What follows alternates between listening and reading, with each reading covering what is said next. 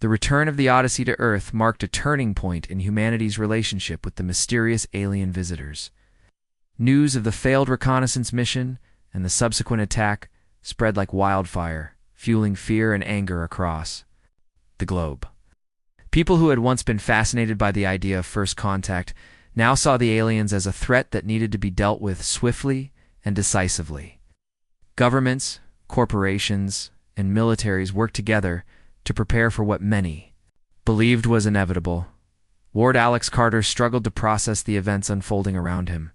Back on Earth, he found himself caught between two opposing forces, the cautious voices urging restraint and the aggressive factions pushing for retaliation. His own doubts weighed heavily on his mind. The signal from Proxima Centauri had warned humanity not to provoke, yet provocation was exactly what had happened. He couldn't help but feel that the situation was spiraling out of control, because no one was willing to listen. Helion Industries, along with other corporate giants, played a significant role in shaping public opinion. Executives held press conferences, presenting the aliens as hostile invaders bent on destroying human civilization. They claimed that the alien ship near Saturn posed an existential threat to Earth and its colonies. To bolster their argument, they released edited footage of the skirmish, highlighting the destruction caused by the alien drones while omitting any mention of the unprovoked boarding attempt. They're trying to paint them as monsters, Alex said bitterly during a conversation with Noah Parker. The two were sitting in a quiet corner of Helion's research facility, away from prying eyes. But we know the truth. They only attacked after we invaded their ship. Noah nodded, his expression grim. It doesn't matter. Fear sells, and fear wins wars. The corporations are using this to justify whatever they want, to militarize space, exploit new resources, maybe even take control of the alien technology. Humanity never learns. Despite their shared concerns, neither Alex nor Noah had the power to change the course of events. Public sentiment was overwhelmingly against diplomacy. Protesters gathered outside government buildings, demanding action. Military recruitment soared as young men and women volunteered to fight for their planet. Even those who initially favored peaceful solutions began to waver under the pressure. President Samantha Fields faced mounting criticism for her initial hesitation to respond forcefully. Critics accused her of weakness, claiming she had allowed the aliens to gain the upper hand. In response, she authorized a massive buildup of forces near Saturn's orbit. Dozens of warships armed with cutting-edge weapons were deployed to surround the alien vessel. The message was clear: humanity would not back down. Colonel Ryan Brooks led the operation, his confidence bolstered by the support of both the military and corporate leaders. He viewed the aliens as nothing more than obstacles standing in the way of human progress. "If they won't leave us alone, we'll make them regret it," he declared during a briefing. His words echoed through the ranks, rallying troops and solidifying resolve. Meanwhile, Daniel Ross fought tirelessly to advocate for peace. As a diplomat, he understood the risks of escalating tensions further.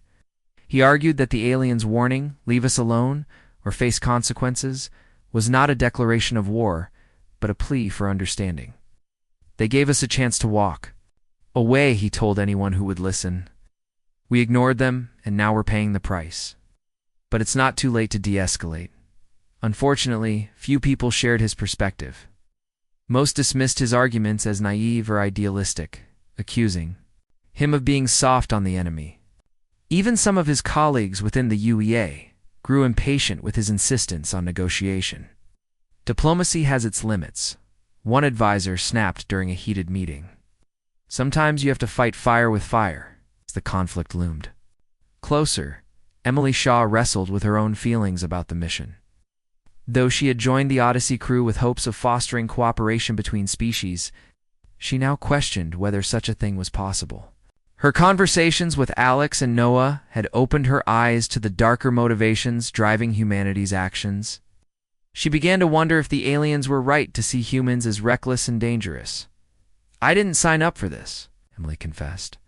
To Alex one evening, they were standing on the observation deck of the Odyssey, gazing at Earth from orbit. "I thought we'd be explorers, pioneers. Instead, we're just pawns in someone else's game. You're not alone, Alex replied softly. None of us wanted this. But we can still try to do the right thing even if it feels hopeless. Emily sighed, her gaze fixed on the blue-green orb below. And what is the right thing? Fight. Run, or keep talking until they decide we're not worth the trouble. Before Alex could answer, alarms blared throughout the ship. Both rushed to the command center, where chaos reigned. Reports flooded in from the fleet stationed near Saturn. The alien ship had begun moving, breaking free from its position among the rings. Its iridescent surface shimmered brighter than ever, casting an eerie glow across the surrounding space. "What are they doing?" Noah asked, his voice trembling as he analyzed the data streaming in. "It looks like they're preparing for something." "Big," Emily said, gripping the edge of her console tightly. Maybe they're leaving." But Alex wasn't so sure. Something about the ship's movements felt deliberate, calculated. It wasn't fleeing it was positioning itself. "No," he murmured. "They're getting ready to strike." His words sent a chill through the room. Everyone knew what that meant. If the aliens launched an offensive, humanity's forces would retaliate with everything they had. The result would be catastrophic, full-scale war spanning millions of miles of space. Back on Earth, panic set in as news of the alien ship's activity reached the public. Cities went into lockdown, and evacuation plans were hastily implemented. Families huddled together, praying for safety as the skies above filled. With the hum of departing ships, for the first time in centuries, humanity faced the possibility of annihilation, not from natural disasters or internal strife, but from an external force it barely understood. In the midst of the turmoil, Alex made a decision. He couldn't stand idly by while the world marched toward destruction, gathering evidence of Hellion Industries' involvement in provoking the aliens. He reached out to Grace Monroe, a journalist known for her investigative reporting. Grace had a reputation for uncovering corruption and holding powerful entities accountable, making her the perfect ally in exposing the truth. "I need your help," Alex told her during a clandestine meeting in a secluded cafe. "The corporations there, manipulating everyone, they started this. If people knew the real story, maybe they'd stop before it's too late." Grace listened intently, her sharp eyes narrowing as Alex laid out his case. When he finished, she leaned forward, her voice low but firm. "You realize what you're asking me to do? This isn't just about exposing a scandal. It's about challenging the entire system." "I know," Alex admitted. "But I don't see another way. We've already crossed so many lines. If we don't step back now, there won't be anything left to save." After a long pause, Grace nodded. "All right, give me everything you've got. If this is as bad as you say, the world deserves to know." With Grace's help, Alex hoped to shine a light on the truth before it was buried beneath layers of propaganda and violence. But time was running out. The alien ship continued its ominous maneuvers, and humanity's forces prepared for battle. The stage was set for a confrontation that could determine the fate of two civilizations, and possibly the future of the galaxy itself. In the year 2147, Earth was a very different place. Humanity had reached heights no one thought possible just a few centuries earlier. The skies were filled with ships that could travel to the moon in hours, and colonies on Mars and Europa thrived. Under the watchful eyes of corporations, these companies controlled nearly everything: resources, technology, even governments. People lived in sprawling cities connected by networks of energy and information. But beneath all the progress, there was a growing sense of unease. Alex Carter was one of those who felt it. He wasn't a soldier or a politician. He was an astrophysicist, working for HFY Industries, one of the largest corporations in the solar system. Alex spent most of his days analyzing data from deep space probes, searching for anything unusual. It was tedious work, but Alex loved it. He believed that somewhere out there, beyond the stars, was something extraordinary waiting to be discovered. One evening, as Alex sat in his lab at Hellion's headquarters on the moon, something strange caught his attention. A faint signal had been picked up by a probe near Proxima Centauri, a star more than 4 light-years away. At first glance, it seemed like random noise, the kind of interference caused by cosmic radiation or malfunctioning equipment. But when Alex zoomed in on the data. He noticed something odd. Buried within the static was a repeating pattern, a sequence of sounds that formed words. The words were not in any human language, but they were close enough to be understood. They said, "Do not provoke." Over and over again, the same phrase repeated. Alex stared at the screen, his heart pounding. Was this some kind of joke? A glitch in the system? Or was it real? He ran the data through every filter and algorithm. He could think of trying to confirm its authenticity. Hours passed, and the results were always the same. The signal was real, and it came from outside the solar system. Alex couldn't believe what he was seeing. For years, scientists had debated whether intelligent life existed elsewhere in the universe. Now, here was proof, not just of life, but of communication. Excited and nervous, Alex decided to report his findings to his supervisor, Linda Hayes. Linda was a no-nonsense woman in her late 40s who had worked her way up the corporate ladder. Through sheer determination, she didn't have much patience for wild theories or unproven ideas. Still, Alex knew he had to tell her. This discovery was too important to keep to himself. When Alex entered Linda's office, she was reviewing reports on her tablet, her brow furrowed in concentration. "What is it, Carter?" she asked, without looking up. "I found something," Alex began, his voice trembling slightly. "A signal from Proxima Centauri. It's a message." Linda finally looked up, her expression skeptical. "A message? From aliens?" "Yes," Alex said quickly. "It says do not provoke. I've run all the tests. It's real." Linda leaned back in her chair, studying him carefully. Then she sighed and shook her head. "Carter, do you know how many false alarms we've had over the years? Every time someone thinks they've found alien life, it turns out to be nothing. It's cosmic rays, equipment malfunctions, you name it." "You absolutely sure about this?" "I'm positive," Alex replied. "This isn't like the others. The pattern is consistent, and the wording is deliberate. Someone or something is trying to communicate." Linda frowned, clearly unconvinced. "Even if it's real, what does it mean? Do not provoke? That could mean anything. Maybe it's a natural phenomenon mimicking speech, or maybe it's a prank by some bored engineer. But what if—" "It's not," Alex pressed. "What if this is our chance to make contact with another civilization? We can't ignore it." Linda stood up and walked to the window, gazing out at the barren lunar landscape. After a long pause, she turned back to Alex. "Listen, Carter. I'll forward your report to the higher-ups, but don't get your hopes up. If this is as big as you think it is, it won't stay quiet for long. Trust me. Once the brass gets involved, things will get complicated." Alex nodded, though he wasn't entirely satisfied. He knew Linda was right about one thing. If the signal was genuine, it would attract a lot of attention. Governments, corporations, and militaries would all want a piece of it. But deep down, Alex couldn't shake the feeling that something monumental was about to happen, and not necessarily something good. Over the next few days, Alex tried to focus on his regular work, but his mind kept drifting back to the signal. He replayed the recording over and over, listening to the eerie monotone voice saying, "Do not provoke." Each time the words sent a chill down his spine. Who or what was sending them? And why had they chosen now to reach out? Meanwhile, rumors began circulating around Hellion Industries. Some employees whispered about aliens, while others dismissed the idea as nonsense. No official statement came from the company, which only fueled speculation. Alex found himself avoiding conversations about it, unsure of how much to share. He wanted to believe that humanity would handle the situation responsibly, but history suggested otherwise. Humanity had a habit of rushing into things without thinking them through. Wars, environmental disasters, technological advancements, driven by ambition and greed. If the signal really was a warning, would anyone listen? Or would they see it as a challenge, an opportunity to prove dominance? As the days turned into weeks, Alex grew increasingly restless. He reached out to a few trusted colleagues, sharing his concerns.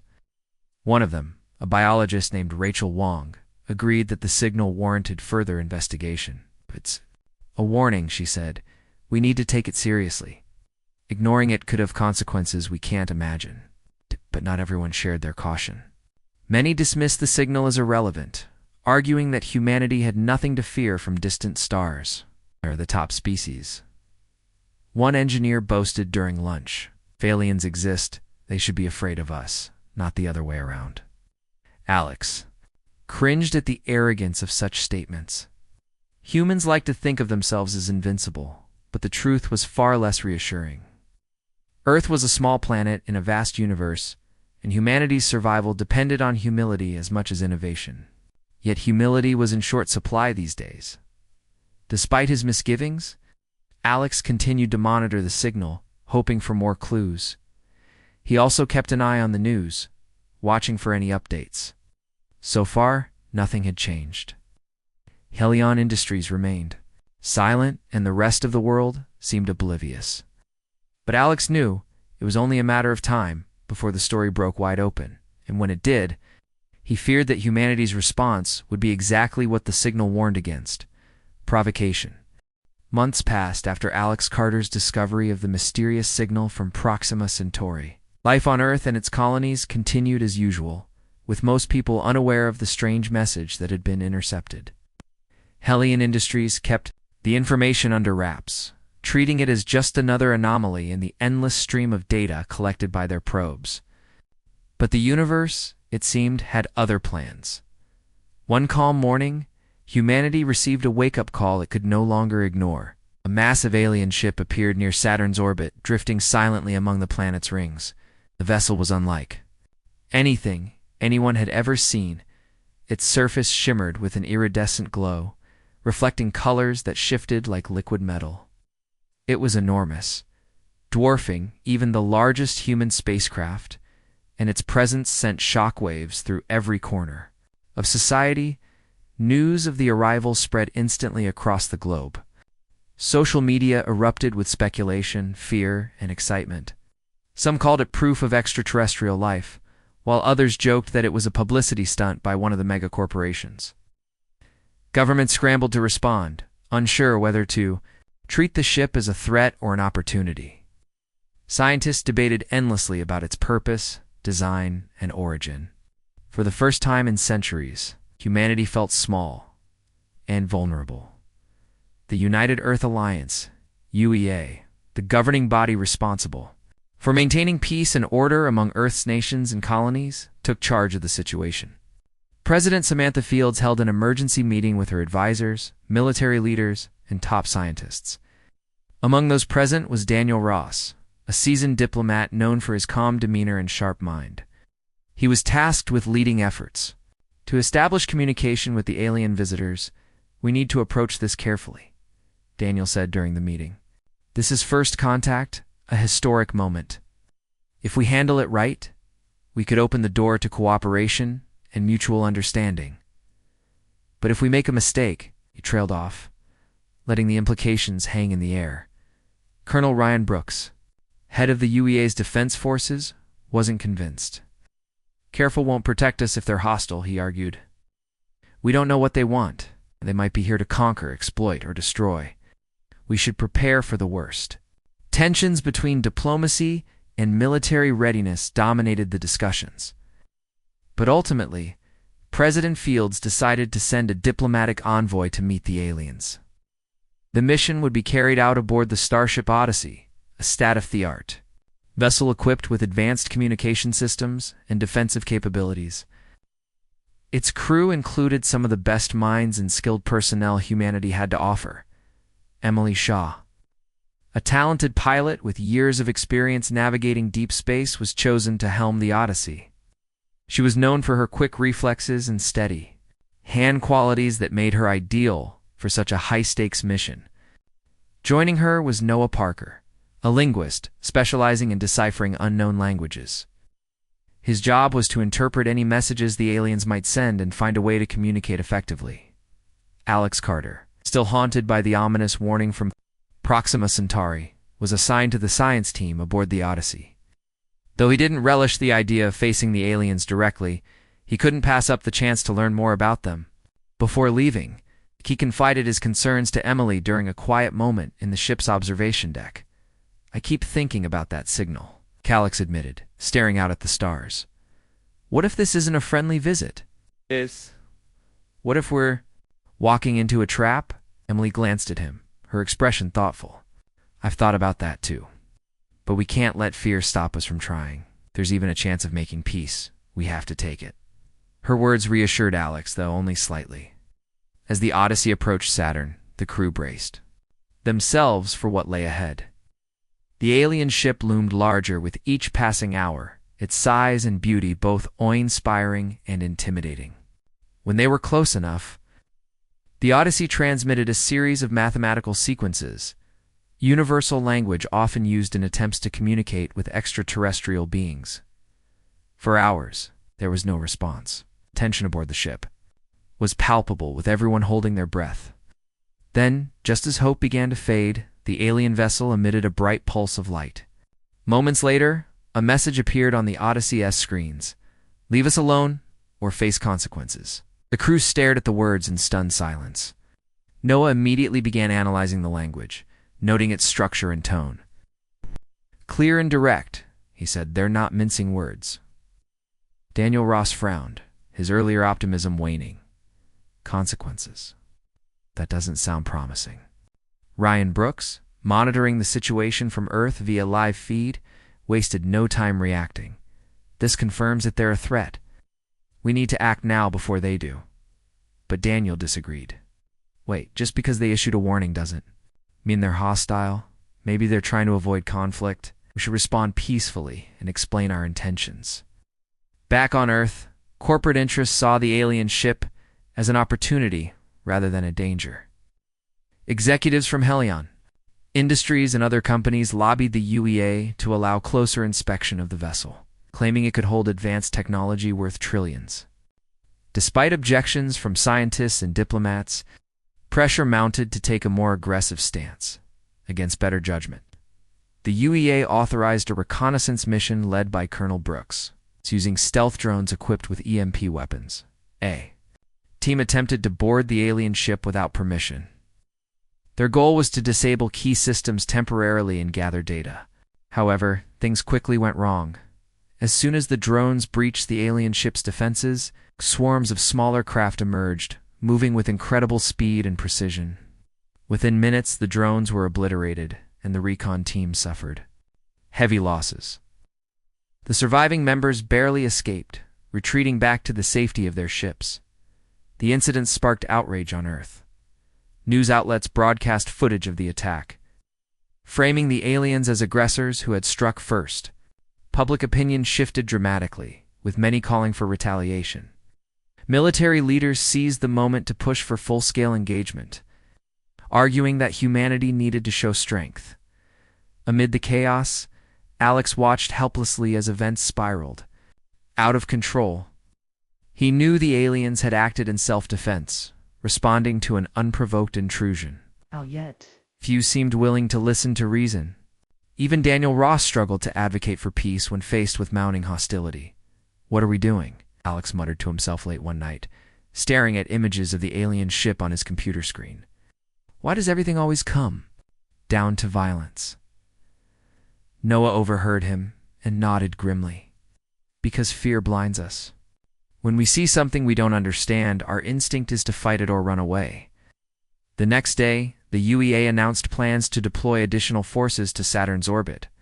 The stage was set for potential war, all because humanity had refused to heed a simple warning. As the Odyssey prepared to return to Earth, Alex couldn't shake the feeling that they were marching toward disaster. Before departing, Emily gathered the crew for a final briefing. Her voice was steady, but tinged with sadness. Whatever happens next, she said, we need to remember why we came here to learn, not to conquer. Let's hope someone listens before it's too late.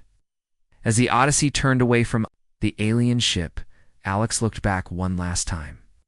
The shimmering vessel remained motionless, watching silently as humanity teetered on the brink of a decision that could change everything for better or worse. The days leading up to the confrontation between humanity and the mysterious alien visitors were filled with tension and dread. Earth's skies grew darker, not from clouds, but from the countless ships launching into orbit, their engines roaring like angry beasts. The military buildup near Saturn was unprecedented, a display of force meant to intimidate the aliens into submission, or so humanity hoped. Yet deep down, many feared that this show of strength would only provoke further retaliation. Alex Carter spent every waking moment working with Grace Monroe to piece together evidence of Helion Industries' role in escalating the conflict. They worked in secret, meeting in abandoned warehouses and encrypted chat rooms to avoid detection. Alex knew the risks. If Helion discovered what he was doing, they would stop at nothing to silence him. But the stakes were too high to back down. Now, he believed that exposing the truth might be humanity's last chance at avoiding a loud war. Grace proved to be a relentless partner.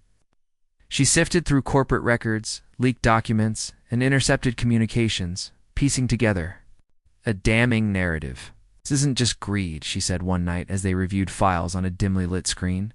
"It's arrogance. People think they can bend the universe to their will, no matter the cost." Alex nodded, his jaw tight. "And now everyone else is paying the price." Meanwhile, aboard the Odyssey, Emily Shaw struggled to reconcile her duty as a pilot with her growing doubts about the mission. She had always believed in serving humanity, but the current path felt wrong, reckless, and self-destructive. Conversations with Alex and Noah had planted seeds of doubt in her mind, and those seeds were beginning to sprout.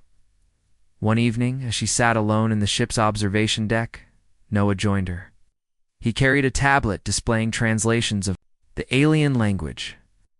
"I've been studying their messages again," he said quietly. "There's more nuance than we realized." Emily glanced at him. "What do you mean?" "They're not just saying leave us alone. They're warning us about ourselves. Their words imply that they've seen civilizations like ours before, ones that destroyed themselves through aggression and greed." A chill ran down Emily's spine. "You think they're trying to save us from ourselves?" Noah hesitated, then nodded. "Maybe. Or maybe they're just tired of dealing with species like ours. Either way, it doesn't look good for us." As the hours ticked by, the alien ship near Saturn began emitting pulses of light, each brighter and more intense than the last. Scientists speculated that these flashes were some form of communication, though their meaning remained unclear. Others feared they were preparations for an attack. Military commanders ordered their fleets to maintain defensive positions, ready to strike at the first sign of hostility. Colonel Ryan Brooks was among those itching for action. To him, the alien ship's movements confirmed everything he had suspected. They were planning something big. "We can't wait around for them to make the first move," he argued during a strategy meeting. "If we hit them hard enough, fast enough, we can end this before it starts." Daniel Ross tried to counter his argument, his voice calm but firm. "Attacking without provocation will only escalate things. We need to give diplomacy another chance," Brooks sneered. "Diplomacy got us nowhere. Look where it's gotten. U.S. a standoff with an enemy we barely understand. It's time to take control." The debate ended when President Samantha Fields sided with Brooks, authorizing a preemptive strike. The decision sent shockwaves through the command center. Even some of the most hawkish officers exchanged uneasy glances, sensing that this might be a grave mistake. Back on Earth, Alex and Grace finalized their report, compiling irrefutable proof of Helion Industries' manipulation. They planned to release it to the public via encrypted channels, ensuring it reached as many people as possible. "This is it," Grace said as they uploaded the file. "Once this goes live, there's no turning back." "I know," Alex replied, his hands trembling slightly. "But if it gives even one person a reason to pause, it'll be worth it." Within hours, the report went viral. Social media platforms lit up with outrage as citizens learned the truth about the corporations. Roland provoking the aliens. Protesters flooded the streets, demanding answers from their leaders. For the first time since the crisis began, voices of reason started to rise above the clamor of fear and anger. But the revelation came too late to prevent the impending clash. As dawn broke over Earth, the alien ship unleashed its response. Beam of energy shot out from its core, striking one of the human warships. The vessel exploded in a blinding flash, sending debris hurtling through space. Panic erupted across the fleet as soldiers scrambled to retaliate. Emily watched the chaos unfold from the Odyssey S bridge, Yes. her heart pounding. Orders crackled over the coms, directing ships to fire on the alien vessel. She gripped the controls of her fighter, torn between duty and conscience. "I can't do this," she whispered to herself. Noah appeared beside her, his face pale. "You don't have to. You can still choose." Before Emily could respond, alarms blared throughout the ship. The alien ship had launched waves of drones, swarming toward the human fleet with terrifying speed. Explosions rocked nearby vessels, their defenses overwhelmed by the sheer number of attackers. Amid the chaos, Emily made her decision. "Permission to launch?" she asked, her voice steady despite the turmoil inside her. Commander Hayes, overseeing operations from the bridge, hesitated. "Your orders are to engage." "I'm not engaging," Emily said firmly. "I'm evacuating civilians. There are still people out here who need help."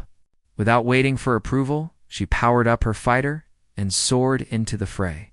"似乎被意外中断了。让我继续完成这段内容."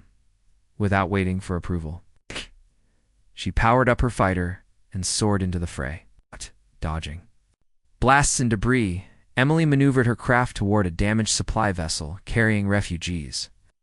Her actions drew criticism from some quarters, but others saw her bravery as a beacon of hope in the madness. As the battle raged on, Alex monitored the situation from Earth, his stomach churning with guilt and frustration. He had done everything he could to expose the truth, yet humanity's hubris seemed unstoppable. The alien ship was vastly superior in both technology and strategy, and the human fleet was crumbling under its assault. Then, unexpectedly, the alien attack ceased. The drones withdrew, and the massive ship hovered silently once more. Humanity's forces, battered and confused, braced for another wave, but it never came. Instead, a new message appeared on every human screen, transmitted directly from the alien vessel. "You have been warned. Cease your aggression or face annihilation." The words resonated deeply, cutting through the noise of war and fear. The first time, many began to truly listen. The aliens weren't conquerors, they were enforcers, guardians of a fragile balance in the cosmos.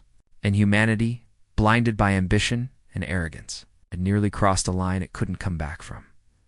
President Fields, shaken by the scale of destruction and the weight of public outcry, issued a statement calling for an immediate ceasefire.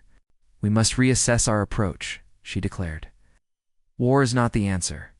If we are to survive, we must find another way." Colonel Brooks protested vehemently, insisting that surrendering now would leave humanity vulnerable.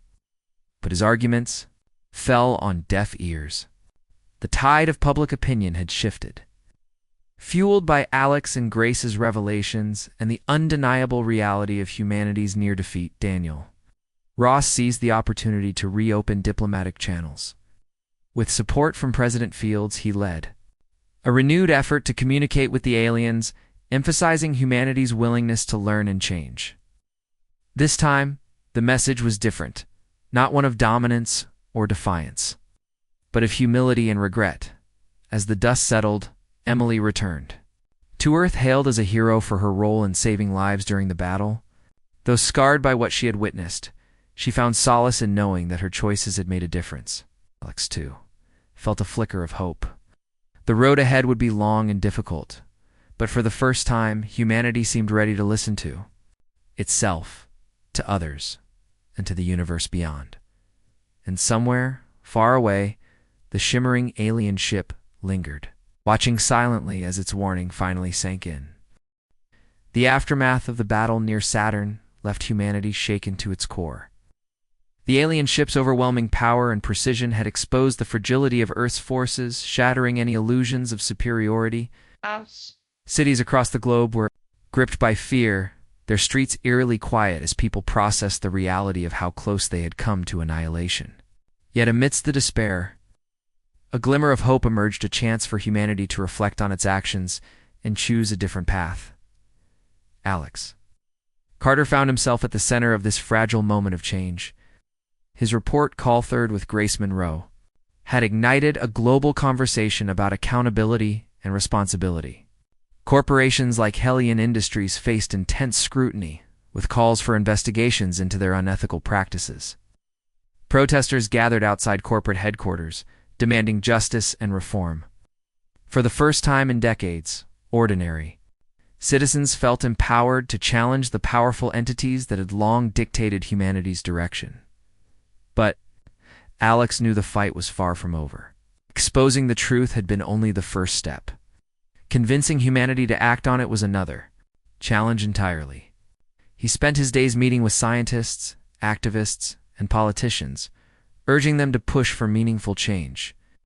"We've seen what happens when we let greed and arrogance guide us," he told anyone who would listen. "If we don't learn from this, we'll lose everything." Grace stood by him, using her platform as a journalist to amplify his message. Together, they worked tirelessly to keep the pressure on governments and corporations, ensuring that the lessons of the recent conflict weren't forgotten. Their partnership became a symbol of resistance against the forces that had brought humanity to the brink of disaster. Meanwhile, Emily Shaw returned to Earth as both a hero and an outcast. Her decision to prioritize civilian evacuations over military orders earned her admiration from some quarters, but drew criticism from others. Military leaders accused her of insubordination, while Colonel Ryan Brooks labeled her actions as reckless and dangerous. Despite the backlash, Emily remained steadfast in her beliefs. "I didn't join the military to destroy lives," she said during a televised interview.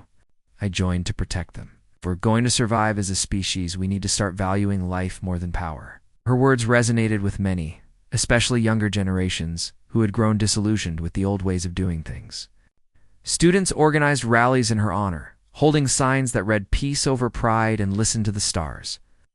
Emily became an unlikely spokesperson for a movement advocating diplomacy and restraint, a stark contrast to the militaristic rhetoric that had dominated public discourse just weeks earlier. Noah Parker, still reeling from the events near Saturn, threw himself into his work. He dedicated every waking hour to studying the alien language, determined to uncover more about their intentions.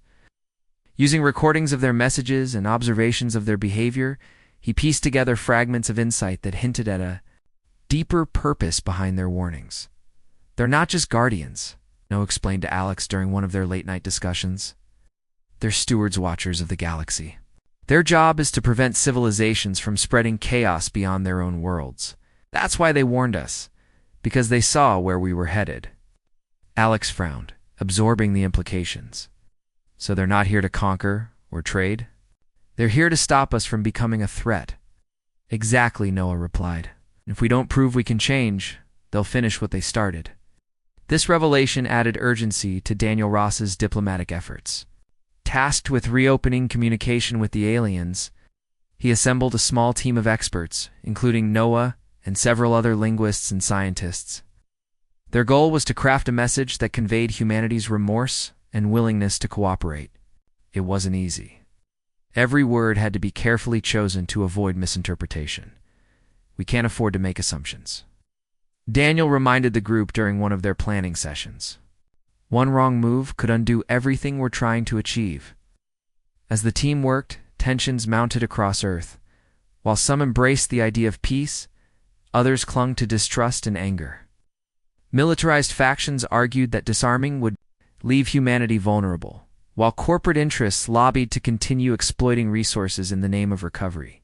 The divide grew wider, threatening to unravel the fragile progress that had been made. Colonel Brooks emerged as a vocal opponent of diplomacy, rallying support for a renewed offensive. "They showed us their strength, and now they expect us to roll over," he declared during a press conference. "But I say we show them ours. We adapt, we evolve, and we fight back." His fiery speeches resonated with those who feared appearing weak in the face of an alien adversary. Protests erupted in major cities, with crowds chanting slogans like "Stand Strong" and "Earth First." Violence broke out in some areas. Opposing groups clashed over the future of humanity's response. Amid the chaos, President Samantha Fields struggled to maintain unity. She convened emergency sessions with world leaders, pleading for cooperation and compromise. "We are standing at a crossroads," she said in a heartfelt address to the United Earth Alliance. One path leads to destruction, the other to redemption. Let us choose wisely for ourselves, for our children, and for the countless generations yet to come. Her words struck a chord with many, reigniting calls for peace. Activists organized mass demonstrations, flooding social media with images of candles lit in solidarity and messages of hope. Even some within the military began to question whether war was truly the answer. Back in space, the alien ship remained ominously still, its iridescent surface reflecting the light of distant stars. Humanity held its breath, waiting to see if the diplomatic mission would succeed, or if the aliens would decide that enough was enough. Daniel's team prepared to send their message, coding it in mathematical patterns similar to those used in previous attempts at communication. Transmission included symbols representing peace, regret, and a desire to understand.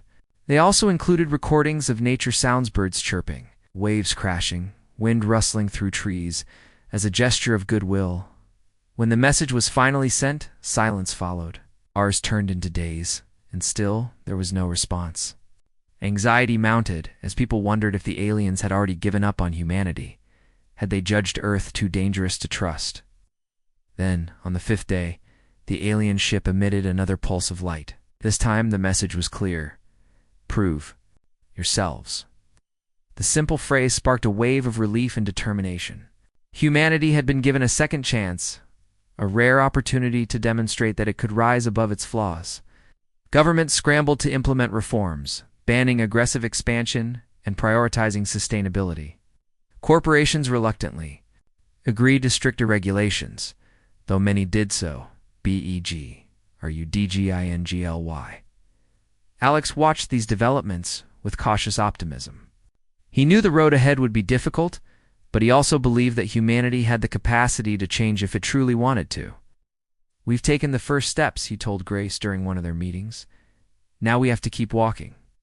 Grace nodded, her expression resolute. And if we stumble, we get back up. That's what survival means. Across the globe, communities came together to rebuild not just their cities, but their values. Schools introduced programs teaching empathy and environmental stewardship, emphasizing the interconnectedness of all life. Artists created works, celebrating unity and resilience, while musicians composed songs about hope and renewal. Slowly but surely, humanity began to shift its focus from conquest to coexistence. Emily, inspired by the growing movement, decided to dedicate her life to fostering understanding between species. She joined Daniel's team, offering her piloting skills and first-hand experience to aid in future missions. Though the scars of the battle lingered, she found solace in knowing that her choices had helped pave the way for a brighter future. As the weeks passed, the alien ship remained near Saturn, watching silently as humanity worked to prove itself worthy of another chance. Whether the Kelthari, as they came to be called, would ultimately accept Earth's efforts remained uncertain. But for the first time in a long time, humanity dared to dream of a future where it wasn't alone in the universe and where it might finally belong. The days following the alien ship's cryptic message, "Prove yourselves," were a whirlwind of activity and reflection. Humanity had been handed a challenge, one that required more than just words or promises. It demanded action, sacrifice, and a fundamental shift in how people thought about themselves and their place in the universe. For many, it was an opportunity to rebuild not just their world, but their identity as a species. Alex Carter felt the weight of this responsibility more than most. He had spent weeks exposing the truth about Hellion Industries and advocating for change, but now the stakes were higher than ever. The aliens weren't simply asking for apologies. They wanted proof that humanity could act responsibly. Alex knew that meant addressing centuries of greed, exploitation, and short-sightedness, a daunting task, but one he believed was possible. He threw himself into organizing grassroots movements aimed at promoting sustainability and cooperation. Working alongside Grace Monroe, he traveled to cities and colonies, speaking to crowds about the importance of living within their means and respecting the delicate balance of the cosmos. Their message resonated deeply, especially among younger generations who had grown up seeing the consequences of environmental destruction and corporate greed. "We've treated Earth like it's infinite," Alex said during one such speech in New Chicago. "But it's not. And if we want to survive, not just here, but out there, we need to start thinking differently. Can't keep taking without giving back." His words inspired listeners to take action. Communities began planting trees, cleaning polluted rivers, and adopting renewable energy sources on a scale never seen before. Schools incorporated lessons on ecological stewardship, teaching children the value of preserving resources for future generations. Even corporations, under increasing public pressure, started investing in green technologies and sustainable practices. Grace documented these changes, using her platform to highlight stories of hope and progress. Her articles and videos reached millions, reminding people that despite the challenges ahead, humanity was capable of great things when it worked together. "This isn't just about saving ourselves," she wrote in one piece. "It's about proving that we deserve a seat at the galactic table." While Alex and Grace focused on systemic change, Emily Shaw found herself grappling with a different kind of challenge. As part of Daniel Ross's diplomatic team, she played a key role in preparing for humanity's next interaction with the Kelthari. But memories of the battle near Saturn haunted her, making it hard to trust that peace was truly achievable. During a meeting aboard the Odyssey, Emily voiced her concerns. "What if we fail?" she asked, her voice tinged with unease. "What if all this effort isn't enough? They've already shown us what they're capable of." Daniel nodded, his expression thoughtful. "Failure is always a risk, but doing nothing guarantees disaster. If we want them to believe in us, we have to show them we're serious." Noah Parker chimed in, offering a small measure of reassurance. "From what I've learned about their language and behavior, they're not unreasonable. They gave us this chance because they see potential in us. Now it's up to us to prove them right." Despite her doubts, Emily committed fully to the mission. She trained tirelessly, honing her piloting skills and studying every scrap of information available about the Kelthari. Her determination earned her respect from her colleagues, even those who initially questioned her unconventional approach to leadership. Meanwhile, Colonel Ryan Brooks continued to oppose the diplomatic efforts, rallying support for a military solution. Though his influence had waned since the disastrous battle near Saturn, he still commanded loyalty from certain factions within the defense forces. These groups argued that humanity should prepare for another confrontation, fearing that reliance on diplomacy would leave Earth vulnerable. Brooks seized on this sentiment, delivering fiery speeches that painted the Kelthari as an existential threat. "They've humiliated us," he declared during a rally in New Washington. "But we won't bow to them. We'll adapt, we'll innovate, and we'll ensure our survival no matter the cost." His rhetoric struck a chord with some, particularly those who struggled to let go of old habits of aggression and dominance. Clashes between pro-peace activists and militaristic protesters became increasingly common, straining the fragile unity that had begun to form. President Samantha Fields worked tirelessly to bridge these divides, calling for calm and cooperation. In a landmark address to the United Earth Alliance, she outlined a bold vision for humanity's future, one rooted in humility, innovation, and mutual respect. "We are not alone in the universe," she said. "And if we wish to remain part of it, we must learn to live as neighbors rather than conquerors." Her speech galvanized many, inspiring renewed commitment to the reforms underway. Governments passed sweeping legislation aimed at reducing inequality, protecting ecosystems, and fostering international collaboration. Corporations, though resistant at first, gradually embraced the shift, recognizing that sustainable practices could also be profitable in the long run. Even so, resistance persisted. Some corporate executives quietly funded covert operations designed to undermine the reforms, hoping to maintain their grip on power. Others lobbied for exemptions, claiming that stricter regulations would cripple economic growth. These efforts threatened to derail progress, forcing activists like Alex and Grace to remain vigilant. One evening, As Alex pored over reports detailing the latest developments, he received an urgent message from Grace. "We've got a problem," she said, her tone sharp with urgency. "Helion Industries is planning something big, something dangerous." Alex frowned, leaning closer to his screen. "What do you mean?" "They're developing experimental superweapons," Grace explained. "Antimatter bombs, plasma cannons, the works. They're calling it Plan Omega. Officially, it's supposed to be a deterrent. Unofficially, it's a contingency plan in case talks with the Kelthari fall apart." A chill ran down Alex's spine. If Helion went through with this, could undo everything they had worked for? "Do you have proof?" he asked. Grace nodded grimly. "Enough to expose them, but we need to act fast. If word gets out, they'll bury it tanned us." Determined to stop the plan, Alex and Grace devised a strategy to leak the information to the public. They enlisted the help of trusted allies, including Emily, who agreed to use her connections within the military to gather additional evidence. Together, they pieced together a damning dossier detailing Helion's intentions. When the report went live, it sent shockwaves across the globe. Social media erupted with outrage, and protests erupted outside Helion's headquarters. Governments launched investigations while shareholders demanded accountability.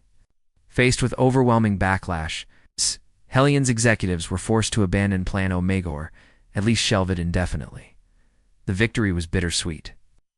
While it marked a significant step forward, it also underscored the ongoing struggle between those seeking peace and those clinging to old ways.